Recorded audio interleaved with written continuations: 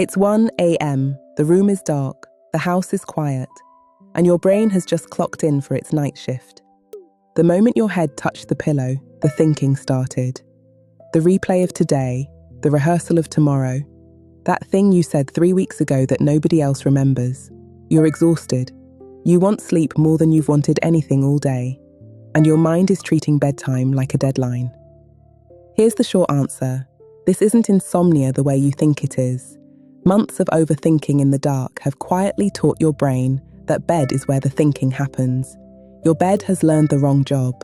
In this video, I'm going to show you one thing that starts teaching it the right one, and we'll set it up together before this video ends. You know the maths game. You look at the clock and calculate. If I fall asleep right now, I can still get 5 hours. 20 minutes later, you run the numbers again, and the answer is worse, and now you're anxious about the anxiety. And here's the one that really gives it away. At 9 o'clock on the sofa, you could barely keep your eyes open.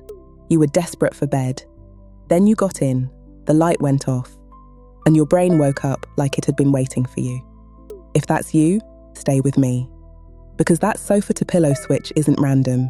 It's the whole explanation. Your brain files places by what happens in them. You walk into your kitchen and you start thinking about food. Nobody taught you that on purpose. It happened because eating and that room have been paired thousands of times, so now the room itself starts the process. Your bed works exactly the same way, and this is the part nobody tells you. Every night you spend lying in the dark, worrying is a lesson. Not a lesson for you, a lesson for your brain. Bed, dark, quiet, equals thinking time. Do that for enough months and the pairing gets strong. So now the bed itself switches your mind on, the way the kitchen switches your appetite on. Psychologists call this conditioned arousal. Plain version, your bed has become a trigger for the very thing that's keeping you awake. That's why you were sleepy on the sofa. The sofa never got trained, the bed did. And there was a study back in 1980 by researchers called Lichstein and Rosenthal that asked people with insomnia what actually keeps them awake. A racing mind was blamed roughly 10 times more often than a restless body. 10 times. For most people lying awake, it was never the body that wouldn't switch off. It's the thinking. This is not a character flaw. It's a highly practiced brain pattern. And like all patterns, it can be understood and it can be changed. So why does the thinking choose bedtime? 2 reasons, and they stack. First, the dark bedroom is the first unoccupied moment of your entire day. All day you've had tasks, screens, people, things holding your attention. Rumination, which is the clinical word for the replaying and rehearsing your mind does, moves into unoccupied mental space.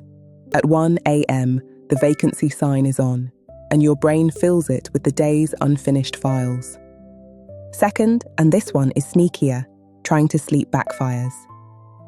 A psychologist called Daniel Wegner at Harvard ran an experiment with a colleague, Michael Ansfield, where people were told to fall asleep as fast as they could. The people under pressure to sleep took longer to fall asleep, because the moment sleep becomes a task, your brain starts monitoring it. Am I asleep yet? Is it working? And monitoring is a form of staying awake. You cannot watch yourself fall asleep for the same reason you can't watch yourself forget something. So here's what's really happening at 1 a.m. Your bed cues the thinking. The thinking keeps you alert. Being alert makes you try harder to sleep, and trying harder keeps you awake. It's a loop, and you didn't choose any part of it.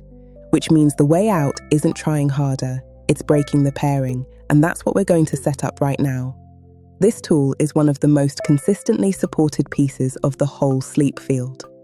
It was developed in 1972 by a psychologist called Richard Bootsin, and 50 years later it's still a first-line recommendation in clinical guidelines for insomnia. It's called stimulus control, known as the bedroom reset, because that's what it does. It resets what your bed means. You can't do the reset this minute because it happens tonight, in the moment. So instead, we're going to build your plan together, right now, so that at 1 a.m. there's nothing left to figure out.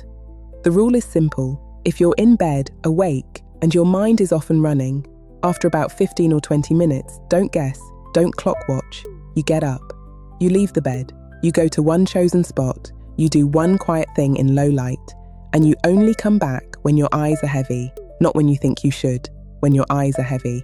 So let's choose. First, your spot, somewhere that isn't your bed, a chair, the sofa, the end of the spare room. Picture it now, the actual one you'd walk to tonight. Got it? That's your spot. Second, your quiet thing, something gentle and slightly boring. A few pages of a book you've already read. Slow music, not your phone. The screen and the scroll are both wide awake, and you'd be training a new bad pairing. Now say the plan once, in your head or out loud, exactly like this. If I'm awake and my mind is racing, I get up and go to my spot. Say it now. That one sentence is the whole plan, and saying it in advance is what makes it happen at 1 a.m. when your willpower is asleep, even if you aren't. One warning, and I mean this. The first few nights feel worse. You'll be up and down, and you'll be tempted to conclude it's failed. It hasn't. Every single trip out of that bed is a lesson landing. Bed means sleep, not thinking. Most people feel the pairing loosen within a couple of weeks. And if sleep has been a struggle for months and it's wearing you down, that's worth raising with your doctor as well. This tool works alongside proper support, not instead of it. The one line to keep, the bed is for sleeping. The thinking happens in the chair. Your bed learned the wrong job and your overthinking taught it.